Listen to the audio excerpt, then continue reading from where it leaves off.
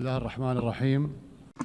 In the name of God, most compassionate, most merciful, Your Excellency, President of the General Assembly, Your Excellency, Mr. Secretary General, may the peace of God be upon you.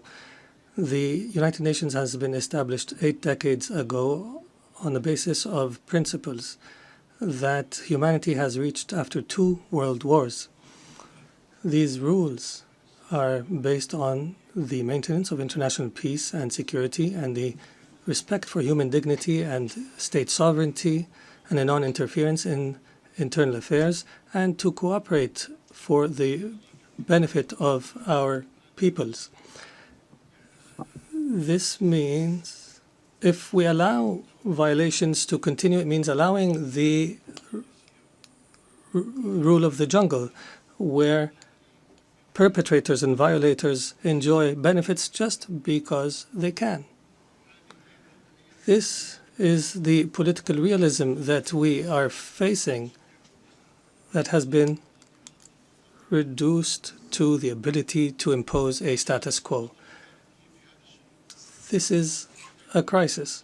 Such conduct finds that violators consider that tolerating them is a weakness.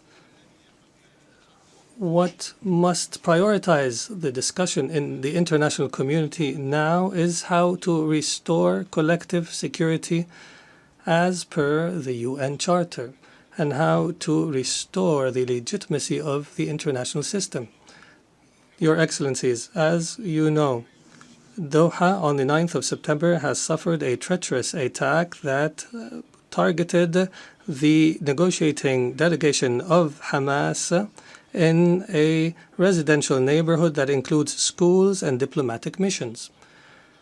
As a result of this attack, 6 martyrs have fallen, including a Qatari national who serves in the internal security forces, and 18 people have been injured. This aggression was a violation against our sovereignty and a blatant violation that is unjustified of international law. But the whole world was shocked because of the circumstances of this heinous act, which we have classified as state terrorism. Unlike the claim of the Prime Minister of Israel, this attack is not a legitimate right to follow perpetrators of terrorism. It is an act of a diplomacy that is dedicated to political assassinations, and it undermines any diplomatic efforts aimed at ending the genocide against the people in Gaza. It is also an attempt to kill politicians who are members of a delegation that engages in negotiations with Israel while they were studying an American proposal. As you know, Qatar hosts, as a mediator during the negotiations, hosts delegations of Hamas and Israel.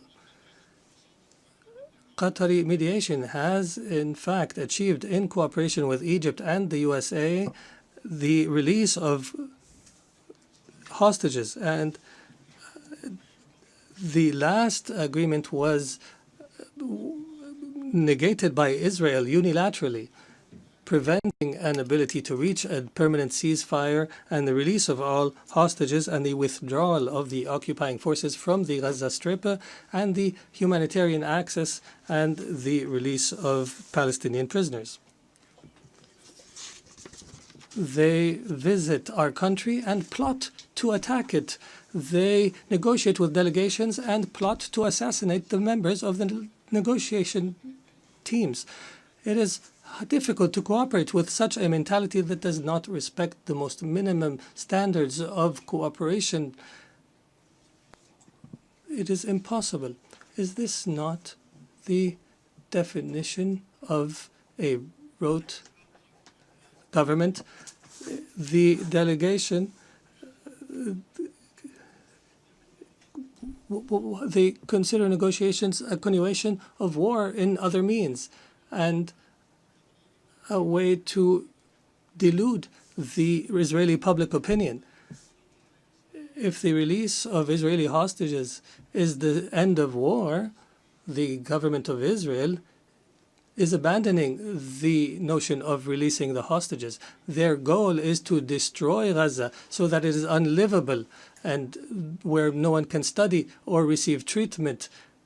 In other words, end the viability of the Gaza Strip to displace its population. Therefore, the Israeli leader wants to continue war. He believes in what is called Greater Israel. He believes that war is an opportunity to expand settlements and to change the status quo in the holy sites, in Al-Quds Sharif. He also plots for attacks in the West Bank and expansion. This imposition is the goal of this war. This treacherous attack against the sovereignty of a Gulf state thousands of miles away has confirmed that the Israeli Prime Minister, who takes pride in changing the face of the Middle East, reveals an manifestation of Israel's ability to intervene wherever, however it desires. Arab countries and Muslim countries have warned, and that have held an emergency summit in Doha, have warned against the consequences of this delusion. Israel is not a democratic country surrounded by enemies, but in fact, it is an enemy to its surrounding neighbors, and it's engaged in a genocide. And its leader is proud of preventing the establishment of a Palestinian state. And he promises that such a state will never be established. And he takes pride in preventing peace with the Palestinians, and that he will prevent such peace in the future.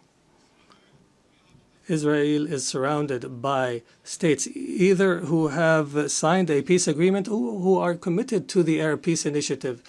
But Israel does not make do with truces and settlements.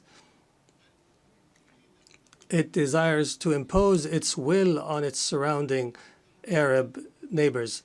And everyone who believes so is, and everyone who opposes its will is either anti-Semitic or a terrorist. Even Israel's allies realize this fact and reject it. And here we are today, where we witness an international solidarity movement that is similar to the international movement against apartheid last century. And I would be remiss not to express my appreciation with the solidarity we have received in Qatar after the attack, including the statement by the Security Council that has condemned the attack. Qatar will remain true to its history and legacy, opposing the crimes that take place. We believe in the ability of reconciling interests with security. We will continue to speak truth, and we will engage in diplomacy when our enemies find it easier to use weapons. We have engaged to mediate an end to the war and allow for humanitarian access and release hostages, and we have faced disinformation campaigns. However, these campaigns will not deter us. We will continue our efforts in cooperation